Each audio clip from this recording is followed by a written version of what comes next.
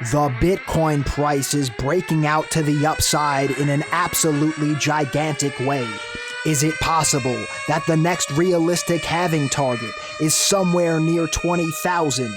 Let's dive in and analyze. What is going on, ladies and gentlemen? Crypto Kirby here, your cryptocurrency expert, back with another edition of the daily live stream. Today we're going to discuss the Bitcoin price and the action inside the chart right now. Bitcoin has absolutely ripped through all of the potential bearish confluence looming around the $8,000 region. We're going to discuss the significance of this and what it could possibly mean for the price action moving forward. And then, of course, my friends, the elephant in the room, the Bitcoin halving, coming into play in roughly 2 weeks' time. What I want to do here is go back in history and look at the market conditions leading into the prior halvings, halving number 1, halving number 2, and now look at this in concern to halving number 3, which is coming up very, very soon. I want to look at this here on the historic Bitcoin chart. And then I also want to compare it to the equities markets and take a look at what happened or what was the market condition like in the equities markets leading up to the Bitcoin halving. So as a full-time trader, I'd like to discuss with you my strategy, my game plan, and how I plan to crush this market right now in the immediate term. So without any further ado, you guys already know the deal. If you like these daily crypto videos and nightly live streams, smack that thumbs up button, click the subscribe, tick the little bell. And let's get this crypto. Moon the likes, ladies and gentlemen. Moon them up. All right. So we'll begin with our Bitcoin technical analysis. And of course, before we begin, this is not investment advice. This is not trading advice. These are only my own opinions, ideas, and speculative hypotheses on the market. Always do your own research and your own due diligence before investing or trading, as this market is extremely high risk, and I am not your financial advisor. I will never tell you what to do with your trades or investments. That being said, let's begin right here on the one-day time frame for Bitcoin. Now, in the grand scheme of things, please understand, ladies and gentlemen, Bitcoin, in my opinion, is not out of the woods yet. We are still in our bearish lower high trajectory on a macro level, still in this bearish structure going on 2.5 years at this point, okay? This is not like all of a sudden all of this bearishness has been negated, that Bitcoin is showing certain signs of the moon. None of that has happened yet. But what has happened is that Bitcoin, on a more micro level, has smashed through some very, very interesting levels of interest. Now, the first one here being right around 8,000. We could see we have a ton of historic support and resistance flips all throughout this range. You guys know, if you are subscribed to this channel, that we've been seeing that rejection right at the top of my box here. And this was the area of most resistance for me for several reasons, right? One, we had the top of the box here. Two, if we flip on our moving averages, we could see that here on the daily time frame, we did have our death cross of the 50-day moving average and the 200-day. Then we also, right on top of here, had the 200-day moving average causing some resistance of the price action over the past several days. If we go to the weekly time frame, we have our 21-week moving average, which is in the orange. Let's actually flip off our others for right now. We'll get rid of these. And I want you guys to notice how prominent. We'll actually go to the line chart too, so you guys can just see the daily candle bodies at the closes, okay? Look at this. All throughout Bitcoin's history, the 21-week moving average has been such a prominent player in terms of looking at the macro health of the trend. Is it bullish or bearish? Generally trading below it, it's been a bear market. Generally trading above it, it's been in a bull market. We were trading below that region until today, my friends, right? I mean, it's absolutely amazing the amount of resistance that Bitcoin smashed through here. I mean, you can't rule it out of the cards that that was a range of absolute bearish confluence. Also, my friends, let's actually go over to a clean chart. I think I have it drawn on here. What we could see on this chart here, if I just clean this up, I didn't even think I was going to use this chart, but as we could see here, my friends, we do have, or rather we did have, this potential bearish rising wedge pattern that I was outlining on the last stream. And I said, if Bitcoin is going to get out of this potentially bearish structure, we need to see it break this upward sloping resistance line in a big way. And my friends, I mean, I think Bitcoin has accomplished that here today, but you guys can see the overwhelming bearishness that was right at this region. And Bitcoin said, nah, little James, I'm ripping through it. And it actually did. I did actually speculate with a small short around the area of what I believe to be a potential maximum resistance. We also, my friends, at that very specific range, saw a bearish divergence here on the 4-hour RSI, right? Ascending price action, descending RSI, right? We also saw a loss in the momentum there on the MACD histogram. I mean, you name it. Bitcoin was showing some potential signs of bearishness at that range, and it broke through, which then in turn, my friends, can mean that the bulls are looking very, very strong here, okay? Now, let's take some other things into consideration here. We did also know that there was a gap up around the $9,060 region on the Bitcoin CME futures chart. If we go over there right now, I mean, I've been pointing this out, my friends, for months at this point, right? That if Bitcoin got bullish enough, the bulls could look to target this gap here, because these gaps have historically loved to fill, okay? And what do you know? Ding, ding, ding, chicken wings for dinner, tofu if you're vegan. The gap filled once again. My friends, there is now another gap still up here, unfilled, around 11,795. I mean, of course, again, that doesn't have to fill. I'm just pointing out that this gap here was such a far way away. I mean, we were down in the 3,000s, ladies and gentlemen, and the Bitcoin price got all the way back up to 9,060 and filled the gap. We are in unprecedented times here, my friends. The amount of external factors here weighing in on this market. Of course, we have the global uncertainty, the health uncertainty. We have the stock market going absolutely nuts, my friends. Let's just take a look here. I mean, what type of action is this, my friends, where you see the stock market go down over 35% to the downside and then right back up plus 36% to the upside? And I mean, let's take a look at the monthly chart just so you're understanding.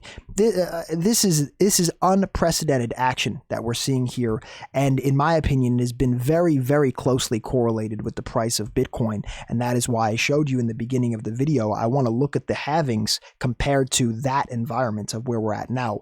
But let's continue here first with the micro for Bitcoin, okay? We essentially broke out of this pattern that didn't have to be a bull flag, but it did wind up becoming a bull flag now.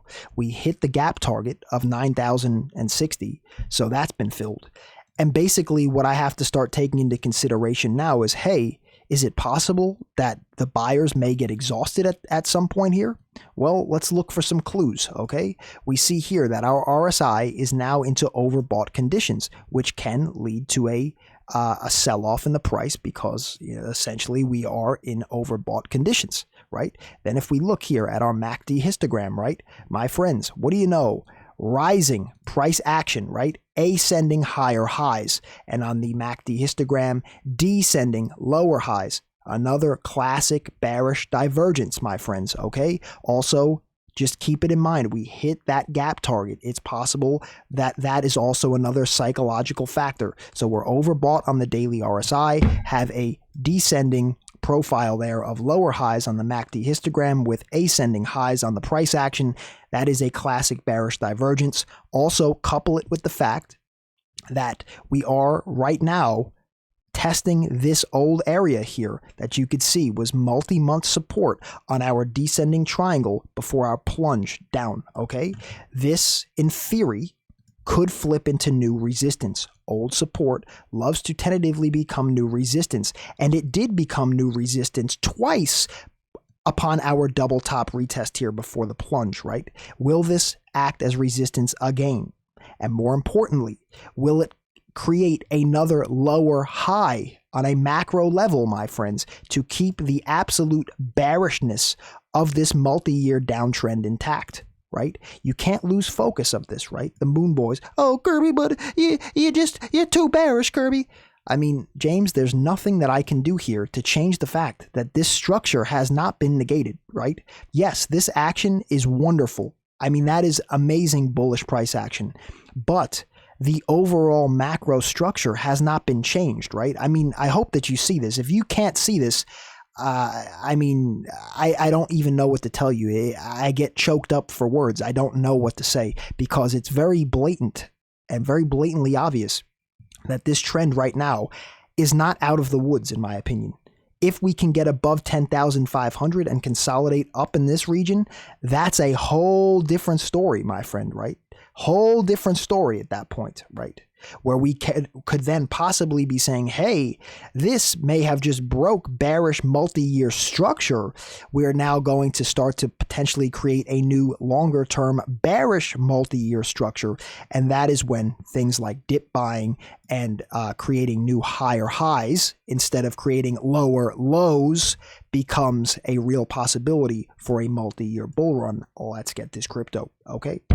So right now, for me, I'm remaining very cautious here, my friends. If you don't understand this, I mean, trust me, my friends, many Moon Boys, Kirby, you're always bearish. I mean, my friend, what do you want me to do here? You want me to flip the chart upside down, right? What do you want me to look at it this way? I mean, my friend, it's just that the fact of the matter is that this trend right now, until proven otherwise, still could potentially be very bearish, right? And even more so when we look at things like the total altcoin market, right? I mean, my friends, people go crazy over the altcoins. You must understand this here, a blow off top like this, and a series of descending highs for years on end, that is not a bearish, or excuse me, that is not a bullish chart, okay? I mean, you have to understand, people are borderline delusional in this space in particular, right? This is not a bullish looking chart. Could it turn bullish over time by negating this structure eventually, right? And creating higher highs, building upon it, something like that? This would be a bearish structure, my friends, right? That type of price action would be a bullish turnaround, right? That is what we're looking for. Anything under here, it's just still potentially macro bearish. I don't know what else to tell you. I mean, I wish I could tell you differently, but I can't. That's how I see it. That's how classical technical analysis would look at this from a macro perspective, and that's what I'm showing you, okay? So, the Moon Boys now, and I don't want to beat up on the Moon Boys. This is an exciting time, right? And it's not that I don't want to see Bitcoin moon. It's just that as a trader, the thing is I'm not being shown any proof that the price has to moon at this point, right? I'm still seeing that we're inside the confines of the structure, right? So I've been seeing 20,000 thrown around a lot now. They're cutting the supply, Kirby, right? The Bitcoin block reward is being cut in half. Yes, I do get that, and I think it's valid that there could be some longer-term fundamental benefit to that occurring. But this channel isn't focused on the fundamentals of Bitcoin, right? There are plenty of other channels for that, my friends. I mean, explore them. The thing for me is that this channel is for realistic technical analysis. So what we're going to do here today is not talk about the fundamentals of it, because you can find a plethora of information elsewhere. What we're going to do here now is look at the trading environment, the technical analysis environment surrounding these prior halvings, and then look at the equities markets as well, as they have been very closely correlated here over the past several months. So maybe it will give us some insight onto what potentially could occur this time around, okay? So, my friends, if you are here still and you're appreciating this content, before we get into it, if you could just leave a thumbs up on this video, my friends, I really would appreciate it. It helps the algorithm so much. So if you could leave a thumbs up on the video right now, and if you could also leave a comment, say anything. It can even be one character, A, B, C, F, D, F, G, an emoji, a smiley face, whatever you want. It helps the algorithm. And if you're brand new, my friends, don't forget to click that subscribe button, tick the little bell, and select all. That will give you my notifications when I upload here nearly on a daily basis. Welcome to the channel. Hit that subscribe button, tick the little bell, select all, and let's get this crypto. Okay, now let's move right along here into this halving chart. Now, these are roughly the dates. The dotted line is roughly the dates of the prior halvings and where this current halving should commence at, okay, roughly. So if you notice the environment here, right, we are in a solid uptrend, right? I'll actually go to the weekly, make this look a little nicer, okay? What we can see here is we are in a clear uptrending channel here, right? And that led us to the halving here, okay? And then the price ripped higher, okay? So Bitcoin was already on a clear uptrend in a parallel channel, right? Clear uptrend. And then the halving came and we ripped to a blow off top, okay?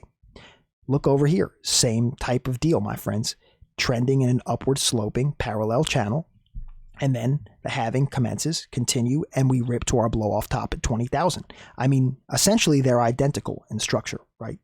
This time around, my friends, this halving, we are in a downward sloping parallel channel, right? So this is the first time that Bitcoin is trending downwards leading into the halving, rather than trending in a general uptrend, right? Sure, of course, Bitcoin is still, if you judge from this point in time to now, sure, the price is still on a longer term uptrend, but not in one of these upward sloping parallel channels like we've seen the past 2 times, okay? Keep that in mind.